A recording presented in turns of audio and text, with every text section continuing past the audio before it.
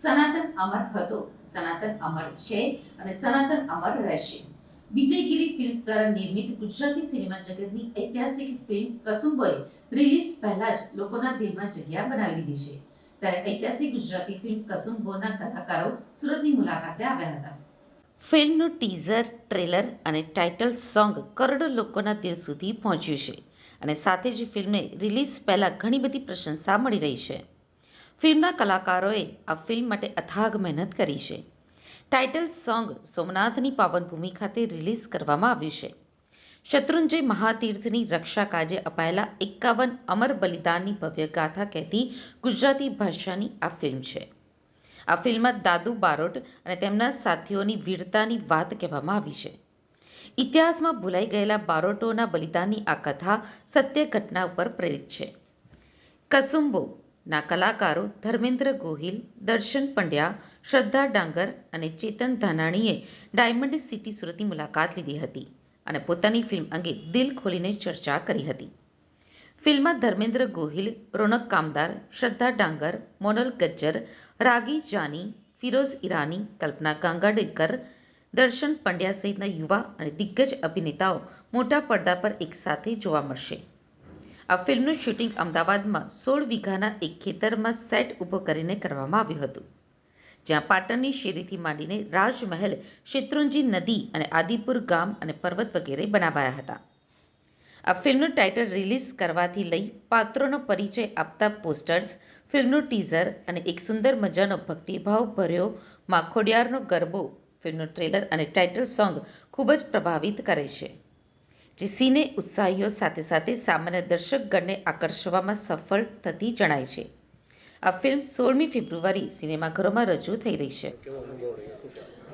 કોઈ પણ ઐતિહાસિક ફિલ્મ આપણે જોઈએ ત્યારે પણ તમને એવું લાગતું હોય કે આપણે એમની જોડે જોડે ટ્રાવેલ કરીએ છીએ. આપણે એ જ પીરિયડમાં અત્યારે છીએ, એ 3 કલાક માટે. તો જ્યારે અમે આ પાત્ર 1 મહિના માટે ભજવ્યું, 1 મહિનાથી વધારે, કારણ કે ટ્રેનિંગ અને એની માનસિક સમજ તમારે લાવવી બહુ જરૂરી હોય કે જ્યારે પણ તમે ઐતિહાસિક ફિલ્મ કરો. તો એ રીતે આ પાત્ર જોડે અમે ઘણા રહ્યા અને ભજવ્યા કરતાં હું એવું કહીશ કે અમે લોકો જીવ્યા હતા આ પાત્રને. તો બહુ મજા આવી અને ઓફકોર્સ આવા મોકા બહુ ઓછા મળે, એટલે થેન્કફુલી કે મને મળ્યો આ મોકો. સાથોસાથ પાલિતાણા પણ એક યાત્રાધામ, વિશ્વમાં એક મોટું નામ, તેમાં તમને કામ કરવાનું જવાનું મોકો મળ્યો. કઈ આખો અનુભવ ડિફરન્ટ? પાલિતાણા જેવું તીર્થ સ્થાન હોય એના ઉપર કોઈ પણ ફિલ્મ બને કે કોઈ પણ વાત થાય ને એનું ભાગ બનવું તો બહુ મોટી મહાન વાત છે. પણ આ અમારી 14મી સદીની વાત છે, ઇતિહાસ 14મી સદીનો છે. તો અત્યારે તો આપણે એ જગ્યા પર જઈએ તો પણ આપણને પીરિયડ ના જોવા મળે, રાઈટ?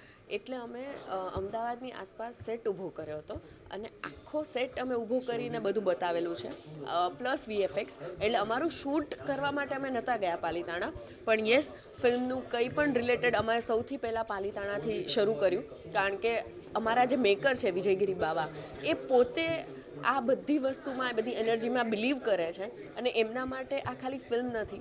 એટલે અમે સ્ટાર્ટિંગ જ દાદુ બારોટ, સુજાન, અમર આ લોકોના જે પાળ્યા છે પાલિતાણામાં, એમના દર્શન કરીને બધું સ્ટાર્ટ કર્યું અને અમે ત્યાં ફિલ્મ પણ લોકોને એક જોડે બતાવવાના છે, સ્ક્રીનિંગ કરવાના છે. તો અમારા માટે પાલિતાણાનું મહત્ત્વ ક્યારેય નહીં ખૂટે. છેલ્લો સવાલ કે જૂનું યુવાધન જે છે એની ઐતિહાસિક વાત વર્ષો જૂની, યુવાધનને શું મેસેજ રહે છે એક યુવાન નાતે તમારે?